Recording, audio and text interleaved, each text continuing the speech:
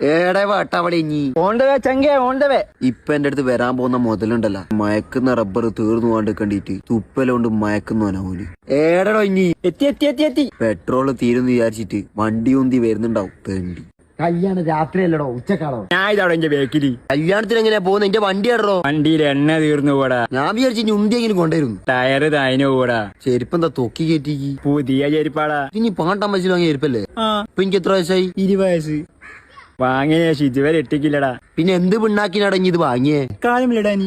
എന്നിട്ട് ഇന്നേടെ ഇടുന്നേ? തൊക്കുമലി. എടാ പൊന്നു മോനെ, ഇനി കാലുമലിടാനല്ലേ ചെരുപ്പ് വാങ്ങിയേ? എന്നിട്ട് ഇനിയിപ്പോ ഇടുന്നേ? തൊക്കുമലി.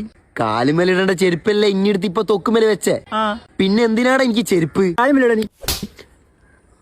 കാലുമിട്ട ചെരുപ്പ് തായിന് പോതാ, ഞാൻ തൊക്കിലിട്ട് വാ കല്യാണത്തിന് പോവാ. നല്ല ബിരിയാണി. ഞാൻ കല്യാണം കഴിക്കുന്നില്ലേ? പിന്നെ പൊളിച്ചോടും. ആന്തിനി ചോറ് കൊടുക്കണ്ട, പന്തല് കെട്ടണ്ട, പെയിന്റ് അടിക്കണ്ട, AC വെക്കണ്ട.